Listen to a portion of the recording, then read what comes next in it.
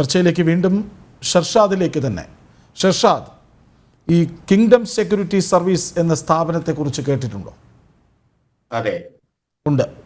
അതായത് കേന്ദ്ര സർക്കാർ ലൈസൻസ് റദ്ദാക്കണമെന്ന് നിർദ്ദേശിച്ച് ലൈസൻസ് റദ്ദാക്കിയ സ്ഥാപനമാണ്. പക്ഷേ കേരള പോലീസ് ഒരു നടപടിയും എടുത്തിരുന്നില്ല. ആ സ്ഥാപനത്തിൽ താങ്കൾ ഭാഗമായിരുന്നു. അതെ, പറയൂ അതിനെക്കുറിച്ച്. അതൊക്കെയാണ് എന്റെ മെയിൻ സബ്ജക്റ്റുകൾ. അതായത് കേന്ദ്ര ആഭ്യന്തര മന്ത്രാലയം സ്ഥാപനത്തിന്റെ ലൈസൻസ് ക്യാൻസലാക്കിക്കൊണ്ട് അടച്ചുപൂട്ടാൻ ഉത്തരവിട്ടിരിക്കുന്ന സർക്കുലർ, അതായത് 2020-21 അത് ഉത്തരവ് വന്നിരിക്കുന്നത്. അത് ഈ ഫോറിൻ ഫണ്ട് വയലേഷൻ ആണ്. അതെന്റെ ഇന്റർവ്യൂവിനകത്ത് പറയുന്നുണ്ട്. മനസ്സിലായില്ല? അതായത് ഫോറിൻ ഡയറക്ട് ഇൻവെസ്റ്റ്മെന്റ് ചട്ടങ്ങൾ പാലിക്കാതെ പണം ഇടതുപക്ഷത്തിന് CPM-ന് വേണ്ടി കൊണ്ടുവന്നു എന്ന കാരണത്താലല്ലേ? ഇല്ല, CPM-ന് വേണ്ടിയെന്ന് ഞാൻ പറയാൻ പറ്റില്ല. കാരണം ഞാൻ പറയുന്നത് ഈ വ്യക്തി നടത്തിയിരിക്കുന്ന വയലേഷൻസ്, അതായത് ഈ പ്രൈവറ്റ് സെക്യൂരിറ്റി ഇൻഡസ്ട്രി. പക്ഷെ അന്ന് കണ്ടെത്തിയിരുന്നത് CPM നേതാക്കൾ തെരഞ്ഞെടുപ്പ് പ്രചാരണത്തിന് വിദേശ ഫണ്ട് എത്തിച്ചു എന്ന് കണ്ടെത്തിയ കാരണത്താലാണ് ശുപാർശ കേന്ദ്രം ചെയ്തത് എന്നാണ് അന്ന് പറഞ്ഞു കേട്ടിരുന്നത്. അല്ല, അങ്ങനെയല്ല അതിന്റെ സംഭവം. ആ ഫണ്ട് എന്തിനു വന്നതാണ് എന്നുള്ളത് എനിക്ക് അതിനെപ്പറ്റി ഡീറ്റെയിൽ അറിയില്ല. കാരണം പുള്ളിയുടെ അക്കൗണ്ട് പുള്ളിയിലേക്ക് ഫണ്ട് വരുത്തുന്നു. ഇതിനകത്ത് ഉണ്ടായിരിക്കുന്ന വയലേഷൻ എന്താന്ന് വെച്ച് കഴിഞ്ഞാൽ, പ്രൈവറ്റ് സെക്യൂരിറ്റി ഇൻഡസ്ട്രിക്ക് ഇന്ത്യ ഗവൺമെന്റ് ഫിക്സ് ചെയ്തിരിക്കുന്ന സ്ലാബ് ഉണ്ട്. ഫോറിൻ ഇൻവെസ്റ്റ്മെന്റ് എന്ന് പറയുന്നത് അപ് ടു 50% വരെ ഓട്ടോമാറ്റിക് റൂട്ടിലും 74% വിത്ത് പെർമിഷനിലും കൊണ്ടുവരാന്നുള്ളതാണ്. അതാണ് വയലേറ്റ് ചെയ്യപ്പെട്ടിരിക്കുന്നത്. ആ വയലേറ്റ് ചെയ്തിട്ടാണ് ഈ പണം കൊണ്ടുവന്നിട്ടാണ് ഈ കമ്പനിക്കെതിരെ. ഈ സ്ഥാപനത്തിന്റെ പേര് മറ്റൊന്നായിരുന്നു. അതായത് kingdom services private limited, kingdom protection services private limited, രണ്ട് സ്ഥാപനമാണ്. ശരി, അതിലേക്ക് വന്നു കയറിയതാണോ? രാജേഷ് കൃഷ്ണ എന്നൊരാൾ അതിലേക്ക് വന്നു കയറിയതാണോ? അല്ല, അതായത് ഈ രാജേഷ് കൃഷ്ണ എന്ന് പറയുന്ന ആള്, ഞാൻ എന്റെ ഇന്റർവ്യൂവിൽ വളരെ വ്യക്തമായിട്ട് പറയുന്നുണ്ട്, റെജി കെ രാജ് എന്ന് പറയുന്ന ഒരാളുടെ, അയാൾ കേരള G4S-ന്റെ റീജിയണൽ ഹെഡ് ആയിരുന്നു. G4S എന്ന് പറയുന്നത് വേൾഡ് ലീഡറാണ് സെക്യൂരിറ്റി ഇൻഡസ്ട്രിയിൽ. അയാള് അവിടുന്ന് റിസൈൻ ചെയ്തുകൊണ്ട് തുടങ്ങിയ ഒരു കമ്പനി, അല്ലെ അയാളെ കൊണ്ട് തുടങ്ങിച്ച ആദ്യം ഒരു ഇന്ത്യൻ കമ്പനി തുടങ്ങിപ്പിച്ചു, ഒരു രജിസ്റ്റർ ചെയ്യിപ്പിച്ചു. ആ കമ്പനി അക്വയർ ചെയ്തും കൊണ്ടാണ് കിങ്ഡം എന്ന് പറയുന്ന കമ്പനി കയറി വരുന്നത്. ഓക്കെ, അതിനകത്ത് രാജേഷ് കൃഷ്ണ ലീഗലി ആരുമല്ല. പുള്ളിയുടെ ഫാദർ ഇൻ ലോ ആണ് ഇന്ത്യൻ ഡയറക്ടറായിട്ട് വന്നിരിക്കുന്നത്. പിന്നെ 2 ഫോറിൻ ഡയറക്ടേഴ്സും വന്നു.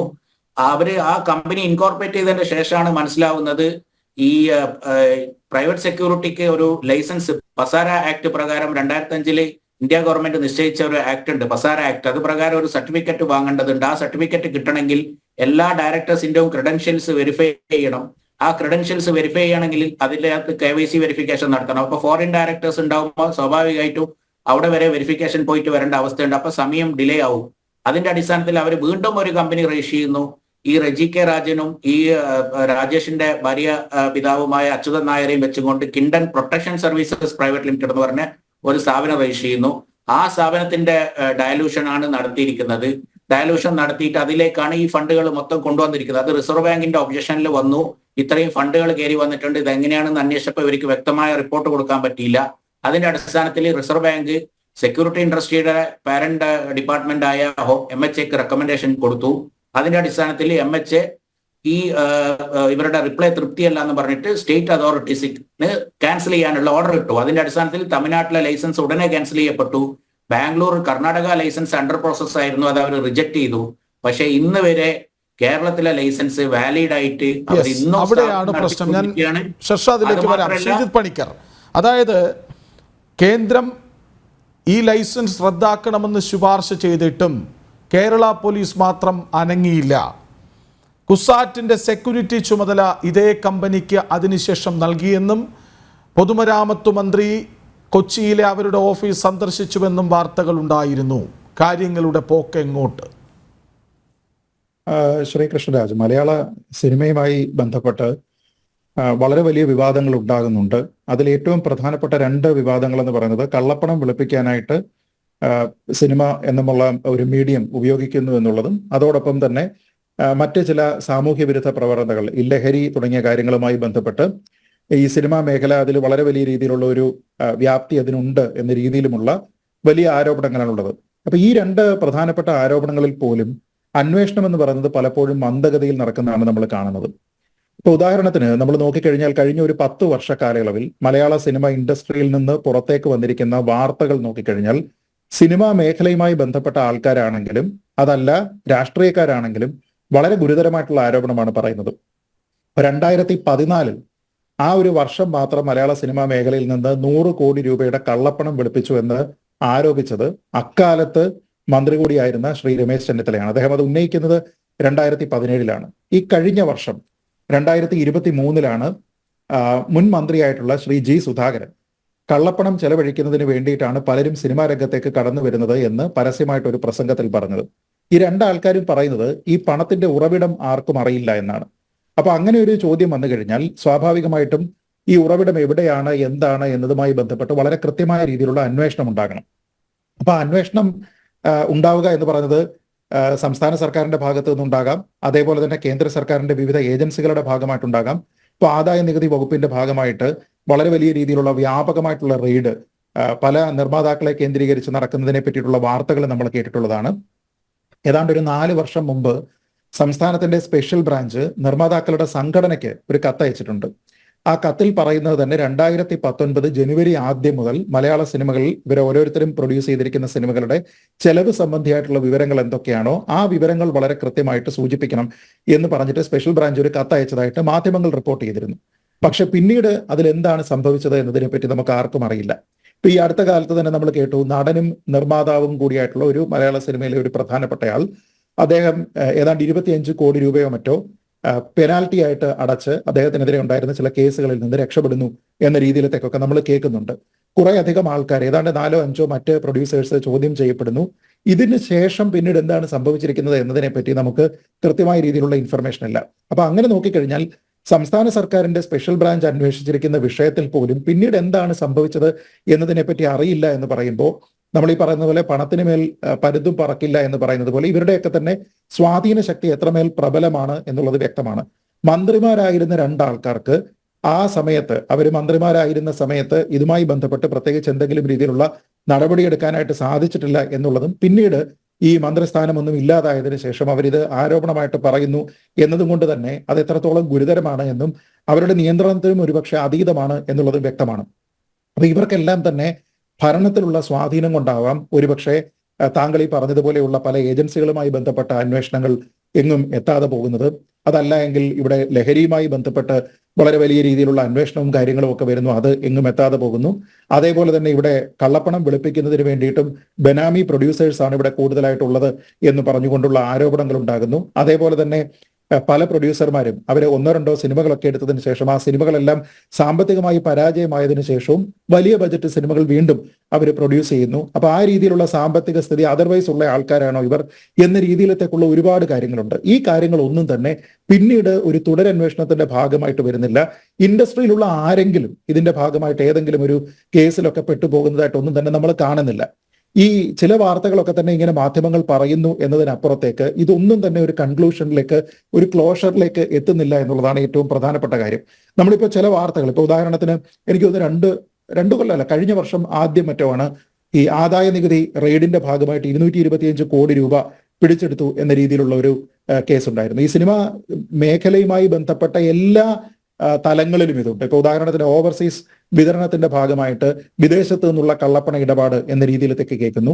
ഇപ്പോൾ ശ്രീ ഷർഷാദ് തന്നെ പറഞ്ഞതുപോലെ വിദേശത്തു നിന്നുള്ള കള്ളപ്പണ ഇടപാടുമായി ബന്ധപ്പെട്ട് ഫെമ ലംഘനമുണ്ട്. അപ്പൊ ഫെമ ലംഘനവുമായി ബന്ധപ്പെട്ടുള്ള അന്വേഷണങ്ങളുണ്ട്. പല ആൾക്കാർ നിരീക്ഷണത്തിലാണ്. ഇങ്ങനെയുള്ള പല വാർത്തകൾ കേൾക്കുന്നുണ്ട്. ഇതോടൊപ്പം തന്നെയാണ് ഇതേപോലെ തന്നെ കള്ളപ്പണവുമായി ബന്ധപ്പെട്ട് തന്നെ ഇവർക്കുള്ള സ്വാധീന ശക്തി ഉപയോഗിച്ചുകൊണ്ട് തന്നെ ഈ സിനിമാ മേഖലയിലടക്കം മറ്റു പല മേഖലകളിലേക്കും വ്യാപിക്കുന്ന രീതിയിലത്തേക്കുള്ള ലഹരി മാഫിയ ഇവിടെ പിടിമുറുക്കുന്നു എന്ന രീതിയിലത്തേക്കുള്ള ആരോപണമുണ്ട്. അപ്പൊ ഈ ആരോപണം ഒന്നും തന്നെ പുറത്തു നിന്നുള്ള ആൾക്കാരല്ല ആദ്യമായിട്ട് പറയുന്നത്.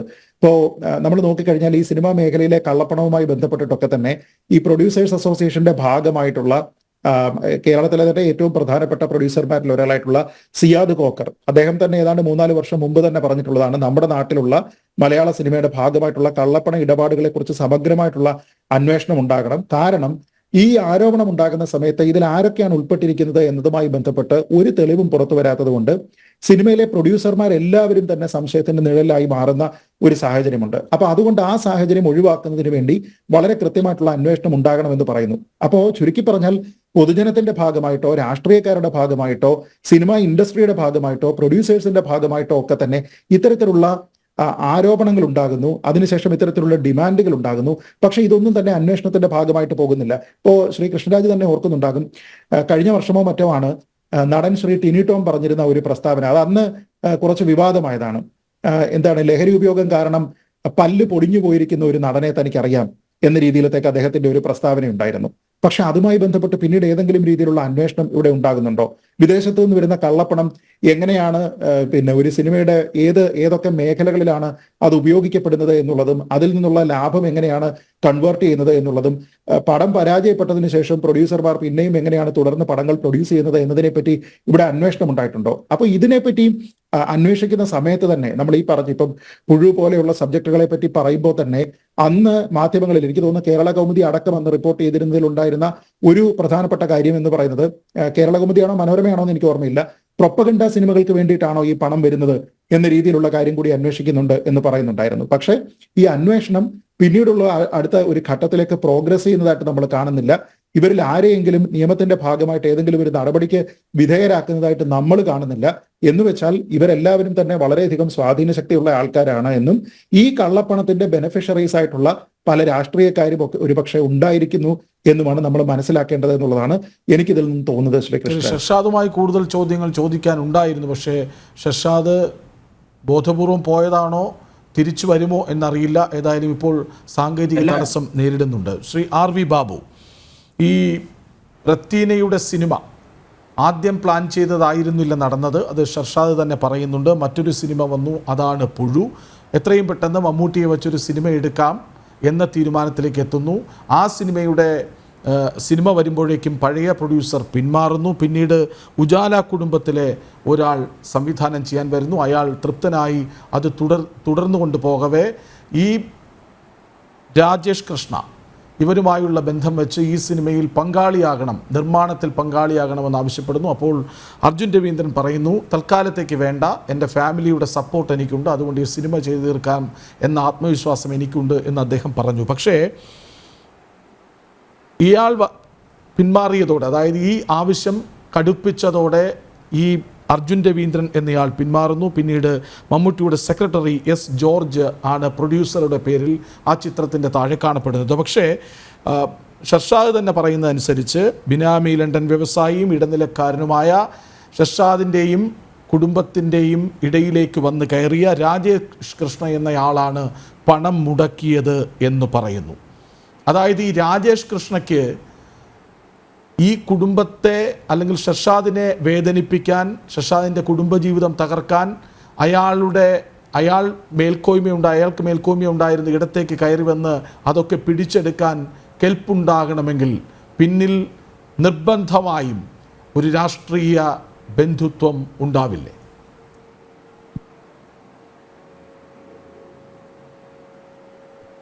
അല്ല, അത് തീർച്ചയായും നമുക്ക് അനുമാനിക്കാൻ കഴിയുമല്ലോ. അങ്ങനെ ഒരു രാഷ്ട്രീയ പിൻബലം, രാഷ്ട്രീയ പിന്തുണ ഇല്ലാതെ ഇത്തരത്തിലുള്ള കാര്യങ്ങൾ ചെയ്യാൻ സാധ്യമല്ല. ഇപ്പോൾ ഇവിടേക്ക് പണം വരിക, ഈ പണം വിനിയോഗിക്കാൻ കഴിയുക, പോലീസ് നടപടി എടുക്കാതിരിക്കുക എന്നൊക്കെ പറയുമ്പോൾ അത് വളരെ വ്യക്തമായിട്ട് നമ്മുടെ കൺമുമ്പിലുണ്ട്, അതിൻ്റെ പിന്നിലൊരു രാഷ്ട്രീയ പിൻബലമുണ്ട് എന്നുള്ളത്.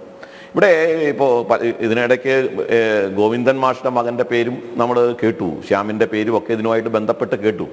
അപ്പോൾ ഇതെല്ലാം കൂടി കൂട്ടി വായിക്കുമ്പോൾ നമുക്ക് മനസ്സിലാകുന്നത് കേരളത്തിൻ്റെ രാഷ്ട്രീയ പരിസരം എന്ന് പറയുന്നത്, പ്രത്യേകിച്ച് ഭരണരംഗത്ത് ഭരണം നടത്തിക്കൊണ്ടിരിക്കുന്ന രാഷ്ട്രീയ പ്രസ്ഥാനം, അവർ നടത്തിക്കൊണ്ടിരിക്കുന്ന പ്രവർത്തനം അങ്ങേയറ്റം ഒരു തരത്തിൽ പറഞ്ഞാൽ ഒരു കള്ളക്കടത്ത് സംഘത്തിൻ്റെ സ്വഭാവത്തോട് കൂടിയിട്ടാണ്. ഇപ്പോൾ സിനിമാ മേഖലയിൽ നമുക്കറിയാം, ബോളിവുഡ് എന്ന് പറയുന്ന മേഖല ഒരു കാലത്ത് ദാവൂദ് ഇബ്രാഹിമിന്റെ പിടിയിലായിരുന്നു എന്നൊക്കെ നമ്മൾ വായിച്ചിട്ടുണ്ട്. ദാവൂദ് ഇബ്രാഹിമാണ് അവിടെ പണം മുടക്കുന്നത്. ദാവൂദ് ഇബ്രാഹിമിന്റെ താല്പര്യം അനുസരിച്ചിട്ടാണ് ബോളിവുഡിലെ സിനിമകൾ ഇറങ്ങുന്നത്. അദ്ദേഹത്തിന്റെ പണം വെളുപ്പിക്കാൻ വേണ്ടിയാണ് ബോളിവുഡിൽ പണം മുടക്കുന്നത് എന്നൊക്കെയുള്ള വാർത്തകളും വസ്തുതകളും ഒക്കെ നമ്മൾ പലപ്പോഴായിട്ട് വായിച്ചിട്ടുണ്ട്. സമാനമായിട്ട് ഇത്തരം ഈ പറയുന്ന വിദേശത്ത് നിന്ന് രാജേഷ് കൃഷ്ണനെ അടക്കമുള്ള ആളുകൾ നിയമലംഘനത്തിലൂടെ കൊണ്ടുവരുന്ന പണം, വിദേശത്ത് നിന്ന് ഇങ്ങോട്ട് ഫണ്ട് ചെയ്യുന്ന പണം, ആ പണത്തിന്റെയൊക്കെയാണ് ഇപ്പോൾ നേരത്തെ ഇവിടെ സൂചിപ്പിച്ച പോലെ 25 കോടി രൂപ ED ആദായനികുതി ഇൻകം ടാക്സ് ആദായനികുതി വകുപ്പ് പിടിച്ചെടുത്തതോ അടപ്പിച്ചതോ എന്നൊക്കെ നമ്മൾ വായിച്ചു, മനസ്സിലാക്കുകയുണ്ടായി. ഇത് വളരെ ആസൂത്രിതമായിട്ട് കുറെ കാലമായിട്ട് നടന്നുകൊണ്ടിരിക്കുകയാണ്. കേരളത്തിൽ ഈ തരത്തിൽ ഫണ്ട് ഒഴുക്കിക്കൊണ്ട് കേരളത്തിന്റെ സിനിമാ മേഖലയെ പിടിച്ചടക്കുകയും അതൊരു പ്രത്യേക ദിശയിലേക്ക് കൊണ്ടുപോകാനുള്ള ആസൂത്രിതമായ ശ്രമമാണ്. ഇവിടെ നേരത്തെ ജയരാജ് സംസാരിച്ചപ്പോൾ പറഞ്ഞു, കേന്ദ്ര സർക്കാർ രാമായണം പോലുള്ള സീരീസ് നടത്തുന്നില്ലേ, അല്ലെങ്കിൽ അതുപോലുള്ള കാര്യങ്ങൾക്ക് പണം മുടക്കുന്നില്ലേ? അത്തരം പണമൊന്നും രാഷ്ട്രവിരുദ്ധ പ്രവർത്തനം, രാമായണ സീരീസ് അല്ലെങ്കിൽ രാമായണത്തിന് പ്രോത്സാഹനം കൊടുക്കുന്നത്, അതേപോലുള്ള സിനിമകൾ നിർമ്മിക്കുന്നത്, അത്തരം സാഹിത്യ പ്രവർത്തനങ്ങൾക്ക് പ്രോത്സാഹനം കൊടുക്കുന്നത് രാഷ്ട്രവിരുദ്ധ പ്രവർത്തനമാണോ? ഒരു സമുദായത്തെ വിഘടിപ്പിക്കലാണോ? ഇവിടെ സമുദായങ്ങളെ ഭിന്നിപ്പിക്കുന്ന രാഷ്ട്രവിരുദ്ധ പ്രവർത്തനത്തിന് ഇപ്പോൾ ഇവിടെ നേരത്തെ പറഞ്ഞു, ഈ നമ്മൾ കണ്ടു ഒരു ചാനലിൽ നിന്നുകൊണ്ട് പ്രസംഗിക്കുന്ന ഒരു സംവിധായകൻ, ഒരു തിരക്കഥാകൃത്ത്, ഉണ്ട സിനിമയുടേതാണെന്നാണ് ഞാൻ മനസ്സിലാക്കുന്നത്, ഹർഷാദ്. അദ്ദേഹം പറയുന്നത് എന്താ, നമ്മളെല്ലാം ഇന്നലെ ഒരു പക്ഷേ നിങ്ങൾ ചർച്ച ചെയ്ത് കാണും, ഞാൻ ആ ചർച്ച കണ്ടിട്ടില്ല, അതുകൊണ്ട് അത് ചർച്ചയിൽ ആ സബ്ജക്റ്റ് വന്നോന്ന് എനിക്ക് അറിഞ്ഞുകൂടാ. നമ്മൾ കണ്ടു, അദ്ദേഹം പറയുന്നത് പൗരത്വം നഷ്ടപ്പെടാൻ പോകുന്നവര്, നാളെ പൗരത്വം നഷ്ടപ്പെടാൻ പോകുന്നവര്, പൗരത്വം നഷ്ടപ്പെടില്ല എന്ന് വിചാരിക്കുന്നവര്, EVM ഹാക്ക് ചെയ്തുകൊണ്ട് മാത്രം അധികാരത്തിൽ വരാൻ സാധിച്ചവര്, ഇങ്ങനെയൊക്കെ പറയുന്ന രാഷ്ട്രീയ പരിസരത്തുള്ള ആളുകൾ നിർമ്മിക്കുന്ന സിനിമ അങ്ങേയറ്റം തെറ്റായ ആഖ്യാനങ്ങളിലൂടെ നമ്മുടെ പൊതുസമൂഹത്തിന്റെ ബോധ മനസ്സിനെ വിഷലിപ്തമാക്കുന്ന തരത്തിലുള്ള സിനിമകൾ നിർമ്മിക്കുകയാണ്. അത്തരം സിനിമകൾ നിർമ്മിച്ചുകൊണ്ട് നമ്മുടെ രാജ്യത്ത് ഒരു വിഘടനാവസ്ഥ സൃഷ്ടിക്കാൻ ആസൂത്രിതമായി ശ്രമിക്കുന്ന സിനിമകൾ, അതിനുവേണ്ടി പണം മുടക്കുന്ന വൈദേശിക ശക്തികൾ, ഇതിനൊക്കെ നമ്മൾ നിസ്സാരമായിട്ട് കാണാൻ സാധ്യമല്ല. ഇത് വലിയ തോതിലുള്ള ഒരു അജണ്ടയാണ്. ആ അജണ്ടയാണ് ഇപ്പോൾ ഇവിടെ നമുക്കറിയാം, കേരള സ്റ്റോറി, ഇപ്പൊ ഇവിടെ പുഴു എന്നുള്ള സിനിമ, അത് നമ്മുടെ സാമൂഹ്യ പരിസരത്ത് നിലനിൽക്കുന്ന ആശയമല്ലേ എന്നാണ് ജയരാജ് പറയുന്നത്. ആ സാമൂഹ്യ പരിസരത്ത് നിലനിൽക്കുന്ന ആശയമായിരുന്നില്ലേ കേരള സ്റ്റോറി? ആ കേരള സ്റ്റോറി എന്നുള്ള സംഭവത്തിന് ഉദാഹരണം നമ്മുടെ കേരളത്തിൽ തന്നെ ഉണ്ടായിട്ടില്ലേ? നിമിഷ ഫാത്തിമ എന്നുള്ള ഉദാഹരണം നമ്മുടെ മുമ്പിൽ ഇല്ലേ? അപ്പൊ ആ ഉദാഹരണം തള്ളിക്കളയുകയും പുഴു എന്നുള്ള സിനിമയുടെ പ്രമേയം അത് നമ്മുടെ സമൂഹത്തിൽ നിലനിൽക്കുന്ന പ്രമേയമാണ് എന്ന് പ്രഖ്യാപിക്കുകയും ചെയ്യുക. ഈ ഇരട്ടത്താപ്പ് നമുക്ക് അംഗീകരിക്കാൻ സാധ്യമല്ല. ഈ ഇരട്ടത്താപ്പിനെ നമുക്ക് പ്രോത്സാഹിപ്പിക്കാനും പറ്റില്ല.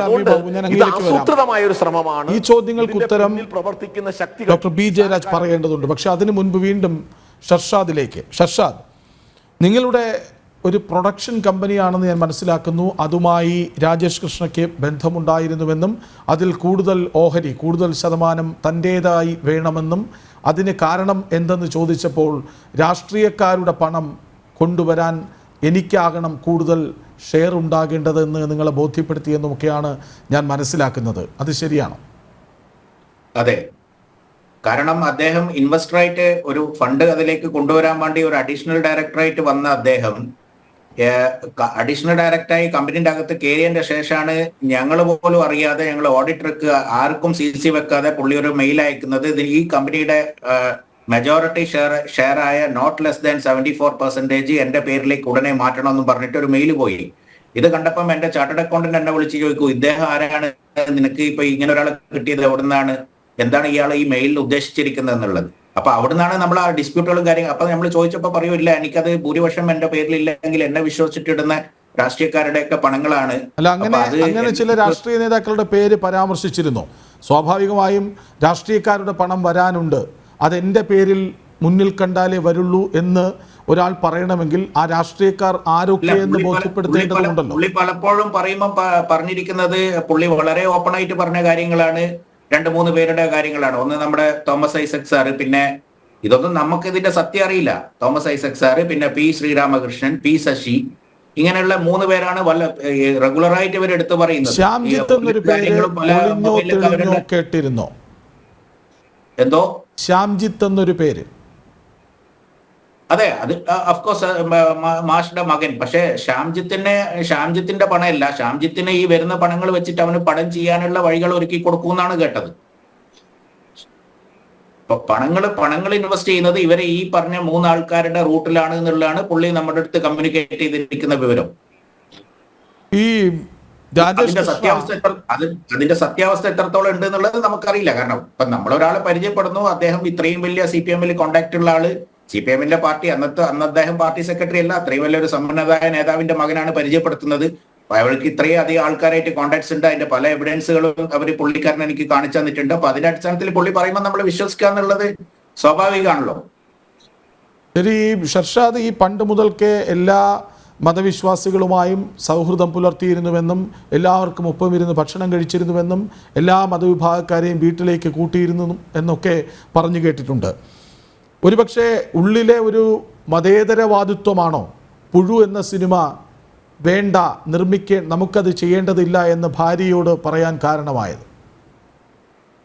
അതെ, കാരണം എന്റെ സുഹൃത്തുക്കൾ എന്ന് പറയുന്നത് എന്നെ സർക്കിളിലുള്ള ആൾക്കാർക്ക് അറിയാം ഞാൻ എങ്ങനെ എന്റെ സുഹൃത്തുക്കളൊക്കെ ആരെയാണെന്നുള്ളത്. അപ്പം നമ്മള് ആദ്യമായിട്ട് ഒരു സിനിമ വരുമ്പം അത് നമ്മൾ സെലിബ്രേറ്റ് ചെയ്യുന്നതിന് പകരം ഒരു വിഭാഗത്തിന്റെ ഒരു അധിക്ഷേപമോ അല്ലെ ഒരു വിഭാഗത്തിന്റെ എന്തെങ്കിലും ഒരു അഭിപ്രായ വ്യത്യാസമോ നമ്മൾ നേരിട്ട് കഴിഞ്ഞാൽ നമുക്കതിൽ ചിലപ്പോൾ മറുപടി പറയാൻ പറ്റിയില്ലെങ്കിൽ അത് ബുദ്ധിമുട്ടാവും എന്നുള്ള രീതിയിലാണ് ഞാൻ അങ്ങനെ പറഞ്ഞത്. അത്രയേ ഉള്ളൂ. ശരി, ഈ വേണ്ടെന്ന് തോന്നിപ്പിച്ച ചിത്രം ചെയ്യണമെന്ന് മമ്മൂട്ടി നിർബന്ധിച്ചു എന്നാണല്ലോ. ആ മമ്മൂട്ടിയുടെ തീരുമാനത്തിന് മമ്മൂട്ടി നിർബന്ധിച്ചെന്ന് ഞാൻ പറഞ്ഞിട്ടില്ല. പിന്നെ മമ്മൂട്ടി എങ്ങനെയാണ് ഈ സിനിമ ചെയ്തേ തീരൂ എന്ന നിലയിലേക്ക് എത്തിയത്? അല്ല, അതായത് നിന്റെ മുമ്പിലുള്ള സമയത്തിന് ഇപ്പം ഇതാണ് സ്ക്രിപ്റ്റ് റെഡി ആയിട്ടുള്ളത്, നിനക്ക് തന്നിരിക്കുന്ന ടൈം സ്ലോട്ടിന് ഈ സ്ക്രിപ്റ്റ് ഉണ്ട്, അത് വേണമെങ്കിൽ ചെയ്യാം എന്നാണ് പറഞ്ഞത്. ഡോക്ടർ ബി ജയരാജ്, ചില CPM നേതാക്കളുടെ പേര് കൃത്യമായി പറയുന്നുണ്ട്. അത് അദ്ദേഹത്തിൻ്റെ അഭിപ്രായമായി പറഞ്ഞതല്ല. രാജേഷ് കൃഷ്ണ പല വട്ടങ്ങളിൽ പറഞ്ഞു കേട്ട് അദ്ദേഹം അത് എന്നെ രാജേഷ് കൃഷ്ണ പാർട്ടി കോൺഗ്രസ് വേദിയിൽ വെച്ച് ആക്രമിച്ചപ്പം അത് എനിക്ക് പരിക്ക് പറ്റുകയും ഞാൻ തൊട്ടടുത്തുള്ള ഹോസ്പിറ്റലിൽ അഡ്മിറ്റ് ആവുകയും ആ കഥ അധികം ആരും കേട്ടിട്ടില്ല, ഒന്ന് കൃത്യമായി പറയൂ. അതായത് ഞാൻ പാർട്ടിക്ക് കംപ്ലൈന്റ് ലെറ്റർ കൊടുക്കുന്നു, പരാതി കൊടുക്കുന്നു. ആ പരാതിയുടെ അടിസ്ഥാനത്തിൽ MA ബേബിയാണ് ഈ പാർട്ടിയുടെ UK ഘടകത്തിന്റെ ഇൻചാർജ്. പുള്ളി എന്നെ ബന്ധപ്പെടുന്നു. അപ്പൊ ഞാൻ പാർട്ടി കോൺഗ്രസിന് നടക്കുന്ന സമയത്ത് ഞാൻ കണ്ണൂരിൽ ഉണ്ടാവും, എന്നെ വന്ന് കാണണമെന്ന് പറയുന്നു. ആ പരാതി എന്തായിരുന്നു? അതായത് CPM നേതാക്കളെ കൂടി ഇതിലേക്ക് വലിച്ചിഴക്കുന്നു എന്നായിരുന്നു? അതെ, അത് ഇപ്പൊ ഞാൻ ഈ മറുനാടനിൽ പറഞ്ഞിരിക്കുന്ന ഇന്റർവ്യൂവിന്റെ ഒരു പകർപ്പാണത്. അതൊരു 38-39 പേജുള്ള പരാതിയാണ്. അത് 2022 ഏപ്രിലിൽ ഞാൻ AKG സെന്ററിൽ സബ്മിറ്റ് ചെയ്ത സാധനമാണ് കോടിയേരിയുടെ കയ്യിൽ. അതാണ് 18 പേജുള്ള പരാതി. എന്തോ 18 പേജുള്ള പരാതി? 18 അല്ല, 38 പേജ്. യെസ്, പറയൂ. അപ്പൊ ആ പരാതിയുടെ അടിസ്ഥാനത്തിൽ അന്ന് അത് അവിടെ ചർച്ച ചെയ്യപ്പെടുകയും കോടിയേരി അത് ടേക്കപ്പ് ചെയ്യുകയും ചെയ്തു. അതിന്റെ അടിസ്ഥാനത്തിലാണ് MA ബേബി എന്നെ ബന്ധപ്പെട്ട് കണ്ണൂർ പാർട്ടി കോൺഗ്രസിന്റെ വേദിയിൽ വരാൻ പറഞ്ഞു. അവിടുന്ന് ഞങ്ങള് കണ്ണൂർ ഗസ്റ്റ് ഹൗസിൽ പോയി പുള്ളിയെ കണ്ടു, അദ്ദേഹത്തെ കണ്ടു. അന്ന് അദ്ദേഹത്തിന്റെ പിറന്നാളായിരുന്നു. ഒരുമിച്ച് ഭക്ഷണം കഴിച്ചു, കാര്യങ്ങൾ പറഞ്ഞു. അപ്പൊ പുള്ളിയടക്കം എൻ്റെ അടുത്ത് പറഞ്ഞു ഇതിനെപ്പറ്റി പല പരാതികളും കിട്ടിയിട്ടുണ്ട്, പക്ഷെ ഇത്രയും ഡീറ്റെയിൽ, വളരെ വള്ളിപുള്ളി തെറ്റാതെ ഇത്രയും ഡീറ്റെയിൽ ആയിട്ട് ഒരു ഡ്രാഫ്റ്റ് തരുന്നത് ആദ്യമായിട്ടാണ്. അപ്പൊ ഇത് നമ്മൾ തീർച്ചയായിട്ടും ഇതിനുള്ള ഒരു പരിഹാരം എടുക്കുമെന്ന് പറഞ്ഞു. പിന്നെ അതിൽ കഴിഞ്ഞു, നീ ഒരു കാര്യം ചെയ്യൂ, പന്തലില് അർസേവ് ബൈൻസ് എന്ന് പറയുന്ന UK പാർട്ടിയുടെ ഘടകം സെക്രട്ടറി അവിടെ ഉണ്ട്, ഞാൻ പുള്ളിനെ എന്റെ കാറിൽ അങ്ങോട്ടേക്ക് വിടാം, അവിടെ നിനക്ക് അകത്ത് കയറാൻ പറ്റില്ല, എന്റെ കാറിൽ പോയിക്കോളൂ എന്ന് പറഞ്ഞു. പുള്ളിയുടെ കാറിൽ എന്നെ പന്തലിന്റെ പാർട്ടി കോൺഗ്രസ് നടക്കുന്ന പന്തലിലേക്ക് അയച്ചു. ആ പന്തലിൽ വെച്ചിട്ട് അർസേവ് ബൈൻസിനെ കണ്ടിട്ട് കാര്യങ്ങൾ പറഞ്ഞപ്പോൾ അദ്ദേഹത്തിന് വിശ്വസിക്കാൻ പറ്റുന്നില്ല. കാരണം ഇവന്റെ വളരെ ക്ലോസ് ആയിട്ടുള്ള ആളാണ് അർസേവ് ബൈൻസ്, പാർട്ടിന്റെ UK ഘടകം സെക്രട്ടറിയാണ്. അദ്ദേഹത്തിന്റെ അടുത്ത് കാര്യങ്ങൾ അവതരിപ്പിച്ചു. അദ്ദേഹം പറഞ്ഞു, നിങ്ങൾ ഈ കൊടുത്ത മലയാളം ലെറ്ററിന്റെ ഇംഗ്ലീഷ് പരിഭാഷപ്പെടുത്തി എനിക്കൊരു കോപ്പി തരണം, എന്റെ മെയിൽ ID ഇതാണെന്ന് പറഞ്ഞു. മെയിൽ ID തന്നു. ഞാൻ അവിടുന്ന് പുറത്തിറങ്ങുമ്പോൾ ഇവൻ കയറി വരുന്നത്. അപ്പോഴാണ് ഇവൻ എന്നെ ആക്രമിച്ചിട്ട് എന്നെ പറയാണ്, നീ എനിക്കെതിരെ പാർട്ടിയിൽ പരാതി കൊടുത്തെന്ന് കേട്ടു, നിനക്കൊരു പുല്ലും ചെയ്യാൻ പറ്റില്ല, കാരണം പാർട്ടിയുടെ പല നേതാക്കന്മാരുടെ കാര്യങ്ങളും എന്റെ കയ്യിലുണ്ട്, അവരെനിക്ക് എന്തെങ്കിലും ഒരു ആക്ഷൻ എടുത്തു കഴിഞ്ഞു കഴിഞ്ഞാൽ അത് അവർക്ക് തന്നെയാണ് ദോഷം ചെയ്യുക, അതുകൊണ്ട് നീ അതിന്റെ പുറകിൽ പോയിട്ട് ഒരു കാര്യവുമില്ല എന്നും പറഞ്ഞാണ് എന്നെ ആക്രമിച്ചത്. അപ്പോൾ ഉടനെ തന്നെ എനിക്ക് പരിക്ക് പറ്റി, ഞാൻ ആ ഹോസ്പിറ്റലിൽ അഡ്മിറ്റായി. പോലീസ് വന്നു, റിപ്പോർട്ടൊക്കെ എടുത്തു, CSR ഇട്ടു. പക്ഷെ ഇന്ന് വരെ അത് FIR ആയിട്ടില്ല. ഞാൻ ആ ടൗൺ SIനെ പല പ്രാവശ്യം ബന്ധപ്പെട്ടപ്പോഴും അദ്ദേഹം പറഞ്ഞത് ഇത് തിരുവനന്തപുരത്ത് നിന്ന് P ശശിയുടെ ഓഫീസിൽ നിന്ന് ഇതിൽ വിളിച്ചു പറഞ്ഞിട്ടുണ്ട്, അതുകൊണ്ട് നമുക്ക് നോക്കിയും കണ്ടേ ചെയ്യാൻ പറ്റുള്ളൂ. ഇന്നും അത് FIR ആവാതെ കിടക്കുകയാണ് അവിടെ. ഡോക്ടർ ബി ജയരാജ്, കേട്ടല്ലോ, ആർക്കാണ് ബന്ധം, ആരെ ചൂണ്ടിയാണ് ഇതൊക്കെയും നേടിയെടുക്കാൻ രാജേഷ് കൃഷ്ണ ശ്രമിച്ചത്? എല്ലാത്തിനും ഉത്തരം ഷർഷാദിൻ്റെ വാക്കുകളിലുണ്ട്. അദ്ദേഹത്തെ മർദ്ദിച്ചു, കേസ് കൊടുത്തു, ഇതുവരെയും FIR പോലും ഇട്ടിട്ടില്ല. അതിന് കാരണം പി ശശിയുടെ ഓഫീസിൽ നിന്ന് വിളിച്ചു പറഞ്ഞു എന്നതാണ്. ഈ 1990-കൾ തൊട്ട് കമ്മ്യൂണിസ്റ്റ് പാർട്ടിയിൽ സജീവമായിട്ട് അല്ലെങ്കിൽ SFI പ്രസ്ഥാനത്തിലൂടെ പ്രവർത്തിച്ച ഒരാളാണ് ഞാനിതുവരെ ഈ ഷെർഷാദ് എന്ന് പറഞ്ഞ ഒരാളിനെയും രാജേഷ് കൃഷ്ണ എന്ന് പറഞ്ഞ ഒരു അവധൂതനെയും അല്ലെങ്കിൽ മിനിസ്ട്രി ലെവലിൽ വലിയ പിടിപാടുള്ള ആളെ കേട്ടിട്ടില്ല. ആദ്യമായിട്ട് ഈ പേര് കേൾക്കുന്നത് ഈ ഷെർഷാദ് ബെനിയാണ്ടിയുടെ ഇന്റർവ്യൂയിലൂടെയാണ് ഈ ഒരു സംഭവം കേൾക്കുന്നത്. അയാൾക്ക് ഒരുപാട് പേരുമായിട്ട് ബന്ധമുണ്ടെന്നും പിന്നെ ഈ ഷെർഷാദും ഗോവിന്ദമാഷിന്റെ മകനും ഒക്കെ ഒരുമിച്ച് പഠിച്ചതാണെന്നും ഒരുമിച്ച് വർക്ക് ചെയ്താണെന്നും ഒക്കെ അറിഞ്ഞത് വളരെ അടുത്തുള്ള സമയത്താണ്. ഒരുപാട് പേര് ആരോപണം ഉന്നയിക്കുന്നുണ്ട് ഇതിനകത്ത്. മകൻ ശ്യാമിനെ നിങ്ങൾ ഈ പറയുന്ന കാര്യങ്ങൾ ശരിയല്ല. ഞാൻ ശ്യാമുമായിട്ട് കൂടെ പഠിച്ചിട്ടില്ല. ഞാൻ പഠിച്ചത് മദ്രാസിലാണ്. അതേ മാത്രമല്ല, ഞാൻ പാർട്ടിയിൽ അങ്ങനെ അറിയപ്പെടുന്ന ആളല്ല. ഞാൻ പണ്ട് പഠിക്കുന്ന കാലത്ത് മേഖല പെരിങ്ങാടി പ്രദേശത്ത്, എന്റെ പ്രദേശത്ത് വളരെ ചുരുക്കം ആൾക്കാരെ കൂട്ടത്തിൽ ഞാൻ പ്രവർത്തിച്ചിരുന്നു. അത് ന്യൂമായിലുള്ള പാർട്ടി സഖാക്കൾക്ക് എന്നെ പറ്റി അറിയാം. ആ ഇന്റർവ്യൂല് പറയുന്നത് പാർട്ടി മെമ്പർ ആയിരുന്നു എന്നാണ്. ഏറ്റവും പാർട്ടി അംഗമല്ല, പാർട്ടി അനുഭാവിയാണെന്ന് അദ്ദേഹം ആവർത്തിച്ച് പറയുന്നുണ്ടല്ലോ. അല്ല, പാർട്ടി മെമ്പറായിരുന്നു. 93 മുതൽ 97 വരെ പാർട്ടി മെമ്പറായിരുന്നു. പെരിങ്ങാടി ബ്രാഞ്ചിലെ പാർട്ടി മെമ്പറായിരുന്നു. നിങ്ങൾക്ക് ചെക്ക് ചെയ്യാം, എന്റെ നാട്ടിലെ ബ്രാഞ്ചിൽ ചെക്ക് ചെയ്യാം. പിന്നെ അത് മാത്രമല്ല, രാജേഷ് കൃഷ്ണനെ നിങ്ങൾക്ക് അറിയാൻ പറ്റില്ല എന്നുള്ള, നിങ്ങൾ SFIയിൽ പ്രവർത്തിച്ച ആളാണെങ്കിൽ അറിയാൻ പറ്റില്ല എന്ന് പറയാൻ പറ്റില്ല. കാരണം അദ്ദേഹം പത്തനംതിട്ട ജില്ലാ ജോയിന്റ് സെക്രട്ടറി ആയിരുന്നു 90s. അത് MP രാജേഷിനെ നമ്മളെടുത്ത് പറഞ്ഞിട്ടുണ്ട്. അങ്ങനെയാണ് MP രാജേഷിന് ഇദ്ദേഹത്തിന് പരിചയം. അദ്ദേഹം പത്തനംതിട്ട ജില്ലാ ജോയിന്റ് സെക്രട്ടറി ആയിരിക്കുന്ന സമയത്ത് ഇവര് സംസ്ഥാന ഭാരവാഹികളാണ്. ഇവരെ അന്ന് SFIയുടെ അഖിലേന്ത്യാ സമ്മേളനം കൽക്കട്ടയിൽ വെച്ച് നടക്കുന്ന സമയത്താണ് ഇവരൊക്കെ കൂടെ കണ്ടുമുട്ടി പരിചയമാവുന്നത്. ആ പരിചയം വീണ്ടും ഈ 2016 ഒന്നാം പിണറായി സർക്കാർ വന്നപ്പോൾ വീണ്ടും പുതുക്കി. നിങ്ങൾക്ക് അത് ഒരിക്കലും അങ്ങനെ പറയാൻ പറ്റില്ല. നിങ്ങൾ പത്തനംതിട്ടയിൽ അന്വേഷിക്കൂ.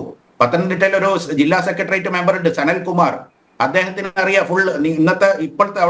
ഇപ്പോഴത്തെ കറണ്ട് ജില്ലാ സെക്രട്ടേറിയറ്റ് മെമ്പറാണ് ഒരു സനൽകുമാർ. അദ്ദേഹത്തിന് ഈ രാജേഷ് കൃഷ്ണനെ പറ്റി കംപ്ലീറ്റ് അറിയാം. ജില്ലാ ജോയിന്റ് സെക്രട്ടറി ആയിരുന്നു SFIയുടെ. അവിടുത്തെ കോളേജിലെ ചെയർമാൻ ആയിരുന്നു.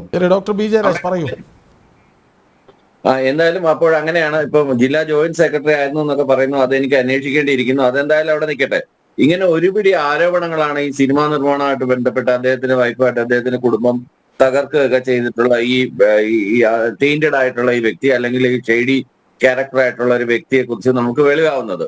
ഈ ഇന്റർവ്യൂവിന്റെ സത്യത്തിൽ അദ്ദേഹം കൃത്യമായിട്ട് അദ്ദേഹത്തിന് ചതിക്കപ്പെടുകയായിരുന്നു എന്ന് തന്നെ നമുക്ക് ആ 3.5 മണിക്കൂർ നീണ്ട ഇന്റർവ്യൂ ഞാൻ മുഴുവൻ ഇരുന്ന് കണ്ടതാണ്. ഇന്നത്തെ ഈ പ്രോഗ്രാം ഉണ്ടായതുകൊണ്ടാണ് ഞാനത് കമ്പോടെ കമ്പ് കേട്ടത്. അപ്പോഴത് ഈ ഒരു വൺ സൈഡഡ് വേർഷൻ മാത്രമാണ് നമ്മൾ കേൾക്കുന്നത്. ഇത് എന്തുകൊണ്ടാണ് ഈ ഒരു ഇങ്ങനെയൊക്കെയുള്ള ആരോപണം വരുന്നത്? ഇപ്പം തോമസ് ഐസക് സഖാവ് അല്ലെങ്കിൽ ശ്രീരാമകൃഷ്ണനെ പോലുള്ള ഒരാള്, സ്വരാജ് ഇതിനകത്ത് ഞാൻ ഇയാളെ പണ്ടേ ഫ്രോഡെന്ന് തിരിച്ചറിഞ്ഞതുകൊണ്ട് ഞാൻ ഇയാളുമായി കൈ കൊടുത്തിട്ടില്ല എന്നൊക്കെ പറഞ്ഞിട്ട് ഒരുപാട് രാജ്, ഈ വൺ സൈഡഡ് ആണെങ്കിൽ പോലും അത് പറഞ്ഞയാൾ ഇപ്പോഴും തല ഉയർത്തിപ്പിടിച്ച് ചാനലിന്റെ ചർച്ചയിൽ ഒരു വിൻഡോയിൽ അങ്ങനെ ഇരിപ്പുണ്ട്, എവിടെയും പോയിട്ടില്ല. ആരോപിക്കപ്പെടുന്നവർ ഇതുവരെ മിണ്ടുന്നുമില്ല. സ്വരാജ് കോടിയേരി അഡ്മിറ്റ് ആയ സമയത്ത്, സ്വരാജ് ചെന്നൈയിൽ വന്ന സമയത്ത് ഞാൻ പല നേതാക്കന്മാരെയും കണ്ട് എന്റെ കാര്യങ്ങൾ പറയാൻ കിട്ടിയ ഒരു അവസരമായിരുന്നു അത്, അപ്പോളോ ഹോസ്പിറ്റലിൽ. ആ സമയത്താണ് സ്വരാജ് പറഞ്ഞത്, എനിക്കറിയാം ഇവൻ ഫ്രോഡാണ്, ഞാൻ ഇവനെ എന്നെ പല വിധത്തിൽ ട്രാപ്പ് ചെയ്യാൻ നോക്കി, ഞാൻ ആ ഭാഗത്ത് പെട്ടില്ല. എന്റെ അടുത്ത് പറഞ്ഞതാണ്. ഒരു മനുഷ്യൻ പറഞ്ഞ വാക്കുകൾ അയാൾക്ക് ഒരിക്കലും തള്ളിക്കളയാൻ പറ്റില്ല. ഞാൻ പറഞ്ഞ കാര്യങ്ങൾ മാത്രമേ പറഞ്ഞു. ഞാൻ ഇപ്പം ഒരു പൊളിറ്റീഷ്യൻ അല്ല, ഒരു രാഷ്ട്രീയക്കാരനല്ല, അല്ല ഒരു മതപരമായിട്ടുള്ള ഒരു കാര്യം. ഞാനൊരു ചെറിയ രീതിയിൽ ഒരു ബിസിനസ് ചെയ്ത് ജീവിച്ചു പോകുന്ന ആളാണ്. അപ്പൊ എനിക്ക് മലയാള സിനിമ അതിൻ്റെ ഏറ്റവും പീക്കിൽ നിൽക്കുന്ന ഒരു സമയമാണിത്. തുടരെ ഹിറ്റുകൾ മാത്രം പിറക്കുന്നു, നല്ല അഭിപ്രായം വരുന്നു, കൂടുതൽ കുടുംബ പ്രേക്ഷകരടക്കം തിയേറ്ററിൽ ഇടിച്ചു കയറുന്നു. അതിങ്ങനെ അനസ്യൂതം ഒന്നിനു പിന്നാലെ ഒന്നായി നല്ല സിനിമകൾ വന്നുകൊണ്ടേയിരിക്കുന്ന ഒരു ഘട്ടത്തിലാണ് വീണ്ടും മലയാള സിനിമയ്ക്ക് പിന്നിലെ സുതാര്യതയില്ലായ്മയെക്കുറിച്ച് നമുക്ക് ചർച്ച ചെയ്യേണ്ടി വരുന്നത്. ഏതെങ്കിലും ഒരു ഘട്ടത്തിൽ മലയാള സിനിമ അമ്പേ താഴേക്ക് പോകാൻ ഇത്തരം പ്രവൃത്തികൾ കാരണമാകില്ലേ? തീർച്ചയായിട്ടും ശ്രീ കൃഷ്ണരാജ്, ഇവിടുത്തെ ഏറ്റവും പ്രധാനപ്പെട്ട പ്രശ്നം എന്ന് പറയുന്നത് താങ്കൾ പറഞ്ഞത് തന്നെയാണ്. കാരണം മലയാള സിനിമയുമായി ബന്ധപ്പെട്ട് അതിന്റെ പീക്കിൽ നിൽക്കുന്ന സമയത്ത് നല്ല സിനിമകൾ ഉണ്ടാകുമ്പോൾ, സാമ്പത്തിക വിജയം നേടുന്ന സിനിമകൾ ഉണ്ടാകുമ്പോൾ, ക്രിട്ടിക്കലി അക്ലെയിം ചെയ്യപ്പെടുന്ന സിനിമകൾ ഉണ്ടാകുമ്പോൾ ഒക്കെ തന്നെ സിനിമയുമായി ബന്ധപ്പെട്ട ഈ രീതിയിലുള്ള വിവാദങ്ങൾ ഉണ്ടാവുകയാണ്. ഇവിടെ ശ്രീ ജയരാജ് പറഞ്ഞ ഒരു വാക്കാണ് എനിക്ക് വളരെ കൗതുകമായിട്ട് തോന്നിയത്. അദ്ദേഹം പറഞ്ഞത് ഇതൊരു വൺ സൈഡഡ് ആയിട്ടുള്ള ഒരു കാര്യമാണ് എന്നാണ്. എന്തുകൊണ്ടാണ് അത് വൺ സൈഡഡ് ആയി പോകുന്നത്? വൺ സൈഡഡ് ആയി പോകുന്നതിന്റെ കാരണം മറ്റേ സൈഡ് പ്രതികരിക്കാത്തത് കൊണ്ടാണ്. ശ്രീ ഷെർഷാദിന്റെ ഭാഗത്ത് നിന്ന് അദ്ദേഹത്തിന് പറയാനുള്ള കാര്യങ്ങൾ അദ്ദേഹത്തിന് മാത്രം അറിയുന്ന കാര്യങ്ങൾ എന്ന രീതിയിലാണ് നമ്മൾ ഇപ്പോൾ മനസ്സിലാക്കുന്നത്. മറ്റുള്ള ആൾക്കാർക്കും അറിയാവുന്ന കാര്യങ്ങൾ, പക്ഷെ പരസ്യമായിട്ട് പറഞ്ഞിരിക്കുന്നത് അദ്ദേഹം മാത്രം. അദ്ദേഹം അത് പറഞ്ഞു തുടങ്ങിയതിനു ശേഷം എത്രയോ ദിവസങ്ങളായി. ഇത്രയും ദിവസങ്ങളായതിനു ശേഷവും ഇതിനെ ഒന്ന് നിഷേധിക്കുന്നതിന് വേണ്ടി പോലും അദ്ദേഹം പറഞ്ഞിരിക്കുന്ന പേരുകാരിൽ ആരും തയ്യാറായിട്ടില്ല എന്നുള്ളത് ഒരു വസ്തുതയാണ്. അതായത് അദ്ദേഹം ഇവിടെ CPM-ന്റെ പ്രധാനപ്പെട്ട നേതാക്കന്മാരെ, മുതിർന്ന നേതാവായിട്ടുള്ള ശ്രീ MA ബേബി അടക്കമുള്ള ആൾക്കാരുടെ പേര് ഉദ്ധരിച്ചിട്ടാണ് പറഞ്ഞത്. ഇന്നത്തെ തലമുറയിലുള്ള നേതാക്കന്മാരെ പറ്റി പറയുന്നു, പാർട്ടിയുടെ വിദേശത്ത് നിന്ന് കോർഡിനേറ്റ് ചെയ്യുന്ന ആൾക്കാരെ പറ്റി പറയുന്നു, അതേപോലെ തന്നെയാണ് സിനിമയിലുള്ള ആൾക്കാരെ പറ്റി പറയുന്നത്. ഈ പറയുന്ന ആൾക്കാരിൽ ആരും തന്നെ ഇതിൽ യാതൊരു വിധത്തിലുള്ള നിഷേധക്കുറിപ്പിനോ ഈ ഒരു വരിയിലെങ്കിലും അതിനെ അങ്ങനെ ഒരു സംഭവം ഉണ്ടായിട്ടില്ല, ഇത് വ്യാജമായിട്ട് പറയുകയാണ് എന്ന് പറയാനോ തയ്യാറായിട്ടില്ല എന്നുള്ളതാണ് പ്രശ്നം. അപ്പൊ അങ്ങനെ തയ്യാറാകാതിരിക്കുകയും ഒരു ഭാഗത്ത് ഒരാൾ തുടർച്ചയായിട്ട് അതേ കാര്യത്തിൽ തന്നെ യാതൊരു വിധത്തിലുള്ള വിട്ടുവീഴ്ചകളും ഇല്ലാതെ നിൽക്കുകയും ചെയ്യുന്ന സമയത്ത് സ്വാഭാവികമായിട്ട് ഒരു പ്രേക്ഷകൻ എന്ന രീതിയിൽ, അല്ലെങ്കിൽ ഈ സമൂഹത്തിലെ ഒരു അംഗം, ഒരു വ്യക്തി എന്ന രീതിയിൽ നമുക്ക് എല്ലാവർക്കും ഉണ്ടാകേണ്ടുന്ന ചില ചോദ്യങ്ങളാണ് ഇവിടെ ഉള്ളത്. അതാണ് ശ്രീ കൃഷ്ണരാജ് ഇവിടെ ചോദിച്ചത്. ഞാൻ പറഞ്ഞത് സിനിമ എന്ന് പറയുന്നത് വളരെ ഒപ്പേക്കായിട്ടിരിക്കേണ്ടുന്ന ഒരു മീഡിയമാണോ? അല്ല. സിനിമയുമായി ബന്ധപ്പെട്ട് അതിൽ ഈ കേവലം കലാരൂപങ്ങൾ വരുന്നു എന്നതിനപ്പുറത്തേക്ക് അവിടെ ഒരു അജണ്ട ബേസ്ഡ് ആയിട്ടുള്ള, നേരത്തെ പറഞ്ഞതുപോലെ അന്വേഷണ ഏജൻസികൾ തന്നെ സസ്പെക്ട് ചെയ്തിരിക്കുന്നത് പോലെ പ്രൊപ്പഗൻഡ ബേസ്ഡ് ആയിട്ടുള്ള സിനിമകൾ അതിനു വേണ്ടിയിട്ട് ഫണ്ട് ചെയ്യാൻ ഇവിടെ ആൾക്കാരുണ്ടോ? കള്ളപ്പണം ഇവിടെ വരുന്നുണ്ടോ? വിദേശ ചട്ടങ്ങളെ, ഫെമ പോലെയുള്ള കാര്യങ്ങളെ വയലേറ്റ് ചെയ്തുകൊണ്ട് പണം സ്വീകരിക്കുന്നുണ്ടോ? ആ സ്വീകരിക്കുന്ന പണം എന്തിനു വേണ്ടിയിട്ടാണ് ഇവിടെ ചെലവാക്കുന്നത്? ഇതിന്റെ ഒരു ഭാഗം ഇവിടെ ലഹരിയുമായി ബന്ധപ്പെട്ട കാര്യങ്ങളിലേക്ക് പോകുന്നുണ്ടോ? അപ്പോൾ ഈ കാര്യങ്ങൾക്ക് നമുക്ക് ഉത്തരമുണ്ടാകണം. അതിന് ഉത്തരമുണ്ടാകണമെങ്കിൽ സമഗ്രമായിട്ടുള്ള അന്വേഷണം ഉണ്ടാകണം. നമ്മൾ ഒരു കാര്യം മാത്രം ആലോചിച്ച് നോക്കിയാൽ മതി ശ്രീ ജയരാജ്, നമ്മൾ ഈ പറയുന്ന ആരോപണങ്ങളെല്ലാം മാറ്റി നിർത്തിക്കോളൂ. ഏറ്റവും പ്രധാനപ്പെട്ട സ്ത്രീ സുരക്ഷ എന്ന വിഷയവുമായി ബന്ധപ്പെട്ടിട്ട് പോലും നമ്മുടെ നാട്ടിൽ ഇവിടെ ഒരു ഹേമ കമ്മിറ്റി ഉണ്ടായിരുന്നില്ലേ? അതിന്റെ റിപ്പോർട്ട് എവിടെയാണ്? ആ റിപ്പോർട്ടിൽ പറഞ്ഞിരിക്കുന്ന കാര്യങ്ങൾ എന്തൊക്കെയാണ്? അത് സർക്കാരിന് സമർപ്പിച്ചതിന് ശേഷവും നമ്മുടെ സിനിമാ മന്ത്രി അതിനെ പരസ്യമാക്കുന്നതിനോ അല്ലെങ്കിൽ അതുമായി ബന്ധപ്പെട്ട ഒരു ചർച്ചയ്ക്ക് വേണ്ടിയിട്ടോ തയ്യാറാകുന്നില്ല. എന്ന് വെച്ച് കഴിഞ്ഞാൽ സിനിമയുമായി ബന്ധപ്പെട്ട എല്ലാ കാര്യങ്ങളും ഇത് ഒരു പെർമിയബിൾ ആയിട്ടുള്ള ഒരു സംഭവമേ അല്ല. അതായത് ഇത് പൂർണ്ണമായിട്ടും ഒപ്പേക്കായിട്ടുള്ള, തീർച്ചയായിട്ടും അതാര്യമായിട്ടുള്ള ഒരു മേഖലയാണ് എന്ന രീതിയിലത്തേക്കുള്ള ഇംപ്രഷൻ ഉണ്ടാക്കുകയാണ്. ഞാൻ ചോദിക്കട്ടെ, ഒരു രാഷ്ട്രീയ നേതാവിനെതിരെ ഒരു ആരോപണം ഉണ്ടാകുന്നു. ആ രാഷ്ട്രീയ നേതാവിനെതിരെ ഒരു ആരോപണം ഉണ്ടാകുന്ന സമയത്ത് ആദ്യം അവർ ചെയ്യുന്നത് എന്താണ്? അത് നിഷേധിക്കുകയാണ്. പക്ഷേ സിനിമാ മേഖലയുമായി ബന്ധപ്പെട്ട് എന്നാൽ അതിലേക്ക് രാഷ്ട്രീയം വന്നുകൊണ്ട് ഒരു ആരോപണം വരുന്ന സമയത്ത് സാധാരണ രാഷ്ട്രീയക്കാർ ചെയ്യുന്ന ആ പ്രാഥമികമായിട്ടുള്ള കാര്യം പോലും ഇവിടെ ആരും ചെയ്തിട്ടില്ല എന്ന് പറയുന്നത് ഒരു ഗുരുതരമായിട്ടുള്ള ഒരു പ്രശ്നമല്ലേ? അതാണ് ഇവിടുത്തെ ഏറ്റവും പ്രധാനപ്പെട്ട പ്രശ്നം. ഞാൻ പറഞ്ഞത് നമ്മുടെ നാട്ടിൽ ആർക്കെങ്കിലും ശ്രീ MA ബേബിയെ അവിശ്വസിക്കേണ്ട കാര്യമില്ല, നമുക്ക് ശ്രീ സ്വരാജിനെ അവിശ്വസിക്കേണ്ട കാര്യമില്ല, നമുക്ക് ശ്രീ മമ്മൂട്ടിയെ അവിശ്വസിക്കേണ്ട കാര്യമില്ല. പക്ഷെ അവരാരും തന്നെ ഇദ്ദേഹം പറയുന്ന ഒരു കാര്യത്തിനെ എതിർക്കുന്നതിന് വേണ്ടിയിട്ട് തയ്യാറാകുന്നില്ല എന്നിടത്തൊരു പ്രശ്നമുണ്ട്. നമ്മൾ ചോദിക്കുന്നത് അത് മാത്രമേ ഉള്ളൂ. ഒറ്റ വരിയിൽ നിഷേധിക്കുക, പിന്നീട് ചർച്ചകൾ ബാക്കിയാണ്. പിന്നെ അതിന്റെ റെസ്പോൺസിബിലിറ്റി ആർക്കാണ് വരുന്നത്? ശ്രീ ഷെർഷാദിനാണ്. അപ്പൊ അങ്ങനെ ഒരു കാര്യത്തിന് വേണ്ടിയിട്ട് അദ്ദേഹത്തിനെ തള്ളിവിടുന്നതിന് വേണ്ടിയിട്ട് പോലും ഇവരാരും ശ്രമിക്കുന്നില്ല എന്ന് പറയുന്നിടത്താണ് ഇതിന്റെ അപകടം. അങ്ങനെ തുടർച്ചയായിട്ട് നമുക്കെതിരെ ആരോപണം ഉണ്ടാവുകയും മറ്റുള്ള പല ആൾക്കാരും പ്രതികരിക്കുന്നത്. ഞാൻ ഒരു കാര്യം ചോദിക്കട്ടെ, വളരെ കൗതുകരമായിട്ട് ഞാൻ ചോദിക്കാം. ഈ ആരോപണം വരുന്ന സമയത്ത് ഇതിൽ ശ്രീ മമ്മൂട്ടിയുടെ പേര് മാത്രമല്ലല്ലോ ഉള്ളത്, മറ്റു പല ആൾക്കാരുടെ, രാഷ്ട്രീയക്കാരുടെ ഉൾപ്പെടെയുള്ള പേരുകൾ വന്നു. ശ്രീ ശിവൻകുട്ടി അടക്കം, ശ്രീ K രാജൻ അടക്കം പല രാഷ്ട്രീയക്കാരും, CPM-ലുള്ള പല രാഷ്ട്രീയക്കാരും മമ്മൂട്ടി മൊത്തുള്ള പടം വെച്ചതിന് ശേഷം പോസ്റ്റ് ഇട്ടു. അതെന്താ മറ്റുള്ള ആൾക്കാരുമായി ബന്ധപ്പെട്ട പോസ്റ്റ് ഇടാത്ത? മറ്റുള്ള ആൾക്കാരുമായിട്ട് ഒത്തു നിൽക്കുന്ന ഒരു പടം എന്താ ഇടാത്തത്? എന്താ കാരണം? മമ്മൂട്ടിയുമായിട്ടുള്ള ആരോപണത്തിൽ കാര്യമുണ്ട് എന്നും അദ്ദേഹത്തിനോടൊപ്പം നിൽക്കേണ്ടതാണ് എന്നും, അല്ലെങ്കിൽ മമ്മൂട്ടിയുമായിട്ടുള്ള ആരോപണത്തിൽ പ്രശ്നമില്ല, അത് വ്യാജമായിട്ടുള്ള ആരോപണമാണ്, അങ്ങനെയൊന്നും അദ്ദേഹത്തിന്റെ വിശ്വാസ്യത തകർക്കാൻ പറ്റില്ല എന്ന രീതിയിലത്തേക്കുള്ള ഒരു സന്ദേശത്തിന്റെ ഭാഗമായിട്ടാണോ ആ പടം ഇടുന്നത്? അങ്ങനെയാണെങ്കിൽ ഈ മറ്റുള്ള ആൾക്കാരുമായിട്ടെല്ലാം ചേർന്ന് നിൽക്കുന്ന പടം ഇടേണ്ടതല്ലേ? ഈ ചെയ്യുന്ന ആൾക്കാർക്ക്, ചുരുങ്ങിയത് പ്രതികരിക്കാതിരിക്കുന്നവരോട് നമുക്കൊന്നും പറഞ്ഞിട്ട് കാര്യമില്ല, പക്ഷെ ഈ വിഷയത്തിൽ മമ്മൂട്ടിക്കൊപ്പമാണ് താൻ എന്ന് പറഞ്ഞ് പ്രതികരിക്കുന്ന രാഷ്ട്രീയക്കാരിൽ ഒരാളെങ്കിലും, കോൺഗ്രസ്സുകാരെ വിട്ടേക്കൂ, CPM-കാരോ CPI-ക്കാരോ ആയിട്ടുള്ള ആൾക്കാർ അവരെന്തുകൊണ്ടാണ് മറ്റുള്ള രാഷ്ട്രീയ നേതാക്കൾ, ആരോപണം കേട്ടിട്ടുള്ള, ഇതിനെപ്പറ്റി കൃത്യമായ അറിവുണ്ട് എന്ന് പറയുന്ന മറ്റുള്ള നേതാക്കന്മാരുമായി ബന്ധപ്പെട്ട് ഒരു പോസ്റ്റ് ഇടാത്തത് എന്താണ്? അവരുടെ കൂടെ നിൽക്കുന്ന ഒരു ചിത്രം ഇടാത്തത് എന്താണ്? അപ്പൊ ഇവിടെ നിങ്ങൾക്ക് ന്യായീകരിക്കാൻ എളുപ്പമായിട്ടുള്ള കാര്യം ന്യായീകരിക്കാൻ നിൽക്കണം. ദുരൂഹ ലക്ഷ്യങ്ങൾ പാടില്ല മലയാള സിനിമാ മേഖലയിൽ എന്ന കാര്യത്തിൽ തർക്കമില്ല. ശ്രീ RV ബാബു, ഈ മമ്മൂട്ടിയെ മാറ്റി നിർത്തൂ. CPM നേതാക്കൾക്ക് പലർക്കും ബന്ധമുണ്ടെന്ന് വിശ്വസിക്കുന്ന രാജേഷ് കൃഷ്ണയെയും മാറ്റി നിർത്തും. പക്ഷേ ഉയർന്നു കേൾക്കുന്ന ആരോപണങ്ങളൊക്കെയും മലയാള സിനിമയിൽ കാര്യങ്ങൾ അത്ര സുതാര്യമല്ല എന്ന് ബോധ്യപ്പെടുത്തുന്നതല്ലേ? മാഫിയകളുടെ ബന്ധം ഊട്ടിയുറപ്പിക്കുന്നതല്ലേ?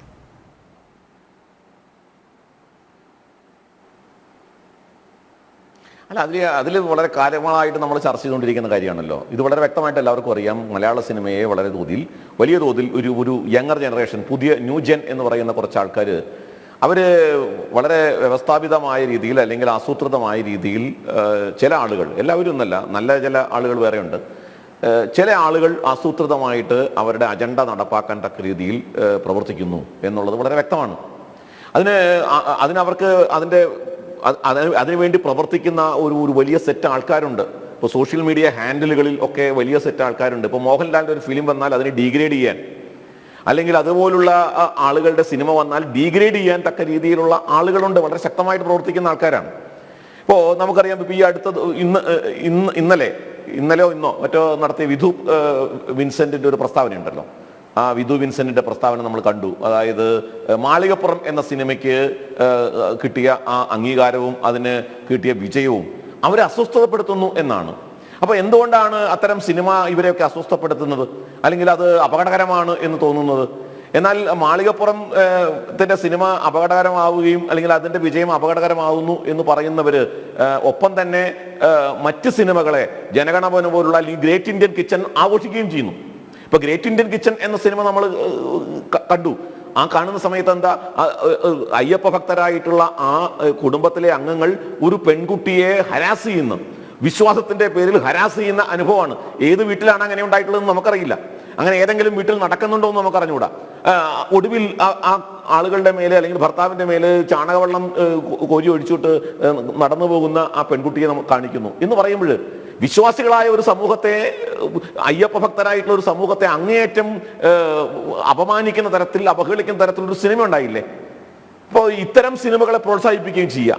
ഈ ഒരു സ്ഥിതിവിശേഷം അത് ഏത് അജണ്ടയ്ക്ക് അടിസ്ഥാനത്തിൽ രൂപപ്പെടുന്നതാണ്, ഏത് മാനസിക തലത്തിൽ രൂപപ്പെടുന്നതാണ് എന്ന് പരിശോധിക്കേണ്ടതല്ലേ?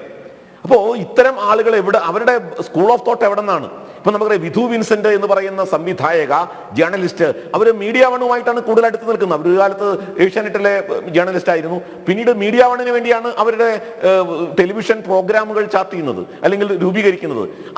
അവരുടെ പുസ്തകം ദൈവം ഒളിവിലാണ് എന്ന പുസ്തകം പ്രസിദ്ധീകരിക്കുന്ന ചിന്താ പബ്ലിക്കേഷനാണ്.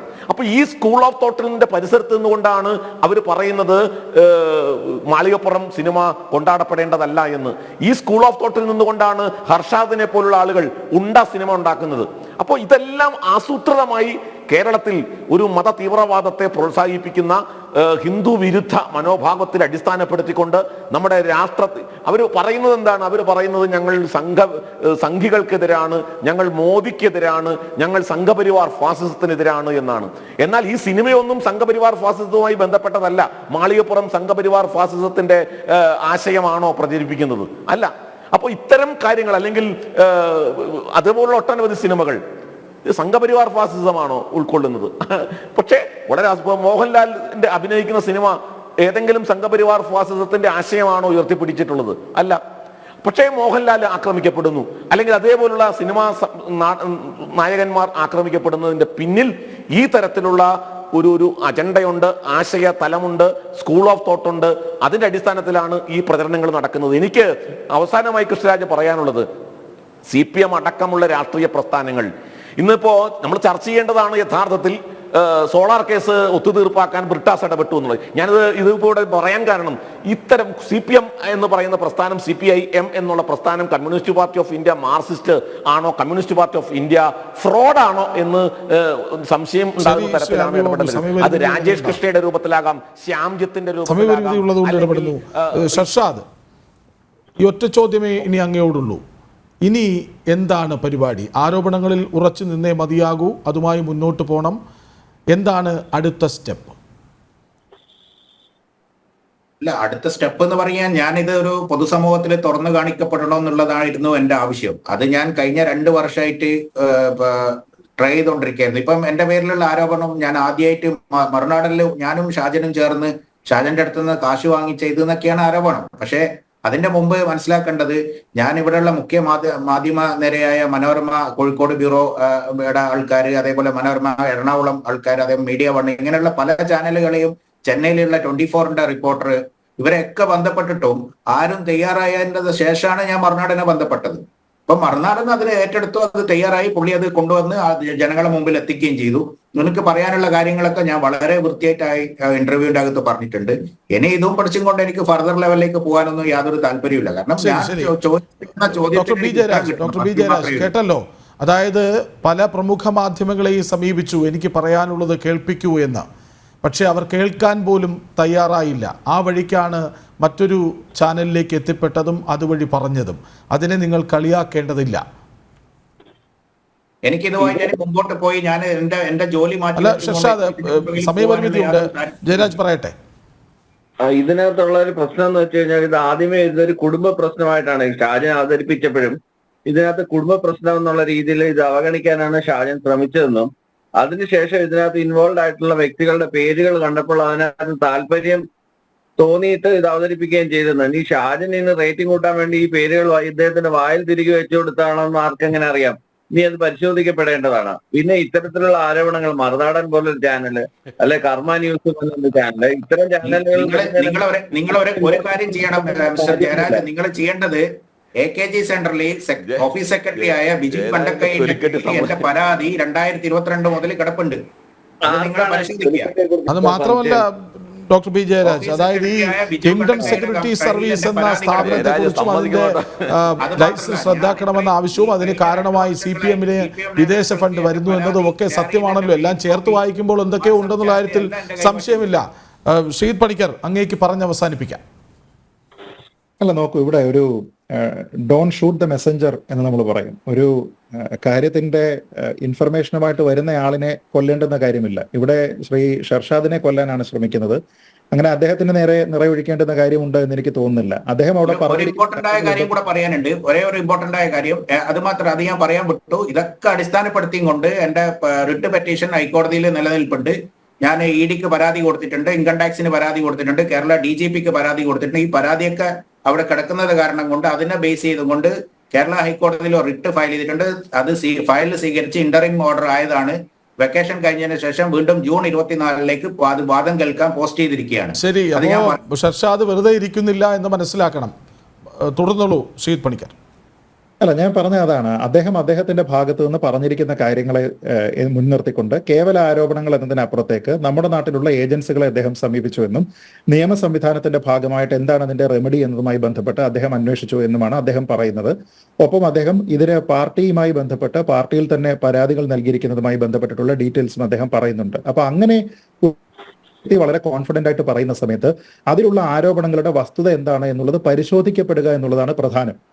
അതിനു പകരം നമുക്ക് ഇഷ്ടമല്ലാത്ത ഒരു മാധ്യമ പ്രവർത്തകനോ മാധ്യമ സ്ഥാപനമോ ആണ് അദ്ദേഹവുമായിട്ടുള്ള അഭിമുഖം നടത്തിയത് എന്നതുകൊണ്ട് ഇതെല്ലാം തന്നെ പ്ലാൻഡ് ആയിരുന്നു, ഇതെല്ലാം തന്നെ സ്ക്രിപ്റ്റഡ് ആയിരുന്നു, ഇത് മറ്റേ ആളിന്റെ മനസ്സിലുണ്ടായിരുന്ന കാര്യങ്ങളെല്ലാം തന്നെ ഇദ്ദേഹത്തിന്റെ വായിലേക്ക് തിരികിയിരിക്കുന്നതാണ് എന്നൊക്കെ പറഞ്ഞു കഴിഞ്ഞാൽ അത് മറ്റൊരു വ്യക്തിയെ കൂടി അധിക്ഷേപിക്കുന്നതിന് തുല്യമാണ്. ഇപ്പൊ ശ്രീ ഷർഷാദ് പറഞ്ഞു തുടങ്ങിയത് തന്നെ അദ്ദേഹത്തിന്റെ വ്യക്തിജീവിതവുമായി ബന്ധപ്പെട്ട ചില കാര്യങ്ങളാണ്.